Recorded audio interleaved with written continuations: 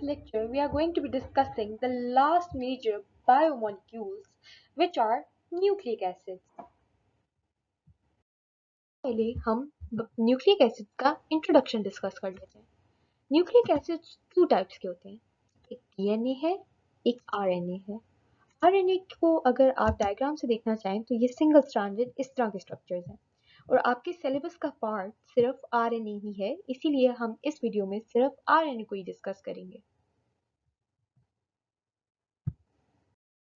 अब हम आरएनए को डिस्कस कर लेते हैं। RNA stands for ribonucleic acid, R for ribo, N for nucleic, A for acid. It is made up of ribose sugar से बना हुआ है। It is a single stranded structure but shows duplex arrangement at some complementary arrangement. वैसे तो ये single stranded है लेकिन ये डुप्लेक्स अरेंजमेंट शो करता है at some complementary areas.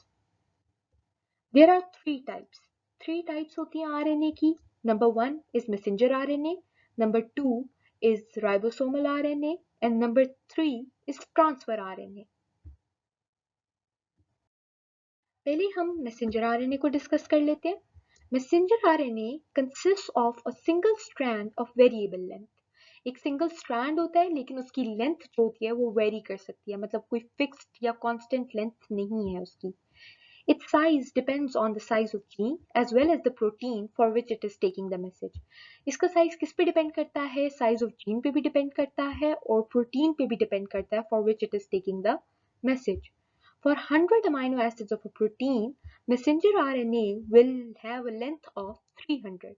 अगर 100 अमाइनो एसिड्स हैं प्रोटीन के तो मैसेंजर आरएनए की लेंथ क्या होगी? 300. ये कैसे डिसाइड करते हैं? हर 3 न्यूक्लियोटाइड्स जो हैं encode a specific amino acid. This is called as codon of genetic code. 3 nucleotides मिलकर एक स्पेसिफिक अमाइनो एसिड को इनकोड करते हैं और इस इनकोड करने को हम कहते हैं कोडॉन ऑफ जेनेटिक कोड. तो कोडॉन किससे बना होता है? 3 न्यूक्लियोटाइड से बना होता है. It is 3 to 4% of RNA. RNA की टोटल परसेंटेज का 3 to 4% है और किस में हिस्सा ले रहा है, क्या फंक्शन है इसका? It takes part in the translation process. Next is rRNA. R stands for ribosomal RNA. It consists of ribosomes and proteins. Ribosomes and proteins से बना हुआ है. It is transcribed by genes present on the DNA of several chromosomes. जो genes present होती हैं several chromosomes के DNA पे वो इसको transcribe करती हैं. It is packaged with proteins into ribosomal subunits.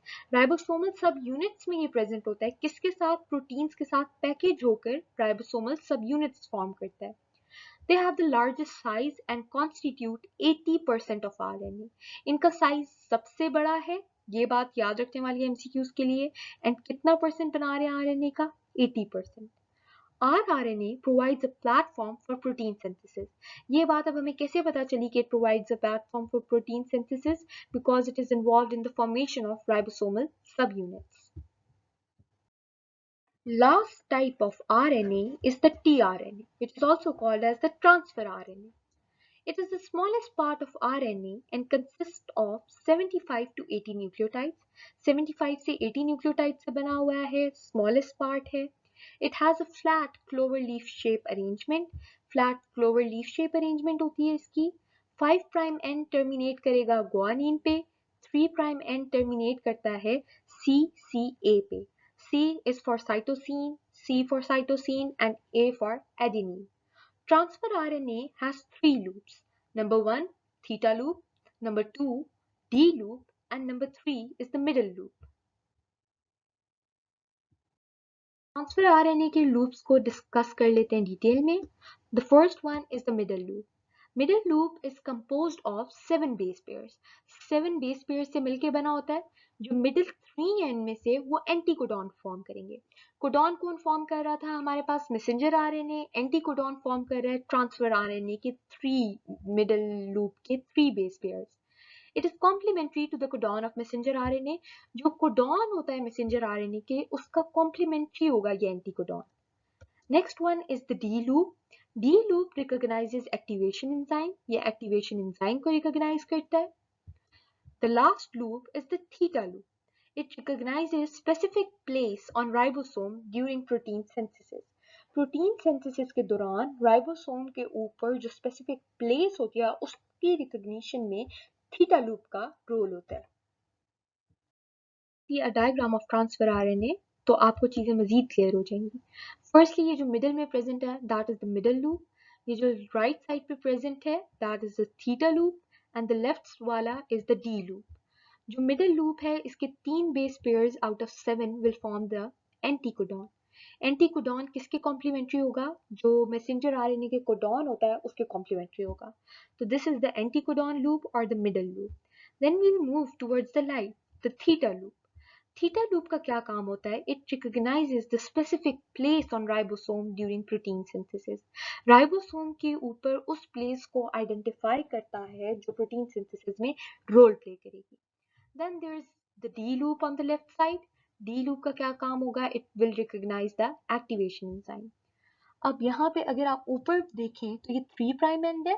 3 prime and हमारे पास टर्मिनेट हो रहा है CCA पे end the 5 prime end terminates at guanine. Transfer RNA की बात की जाए तो 60 transfer RNA have been identified so far. 60 के करीब ट्रांसफर आरएनए की अब तक आइडेंटिफिकेशन हो चुकी है। ह्यूमन सेल्स के अंदर 45 तरह के ट्रांसफर आरएनए पाए जाते हैं। Each transfer RNA transports amino acids from cytoplasm to the surface of ribosomes for protein synthesis. क्या करता है ट्रांसफर आरएनए? अमाइनो एसिड्स को ट्रांसपोर्ट करता है कहाँ से? साइटोप्लाज्म से राइबोसोम की सरफेस तक प्रोटीन सिंथेसिस के लिए। Now we'll discuss the practice question. The statement of the practice question is, which of the following type of RNA provides a platform for protein synthesis? कौन सी RNA की type protein synthesis के लिए platform provide करती है? A option is the transfer RNA, B option is the ribosomal RNA, C option is messenger RNA, and D option is all of the above. Solution of the practice question is, correct option is B, that is ribosomal RNA. Ribosomal RNA provides a platform for protein synthesis, not the messenger RNA or transfer RNA. ना ही messenger RNA का ये काम है, ना ही transfer RNA का ये function है. The function to provide a platform for protein synthesis is of the ribosomal RNA. I hope today's lecture was clear. आपको RNA की और उसकी types की समझ आ गई होगी. Thank you very much.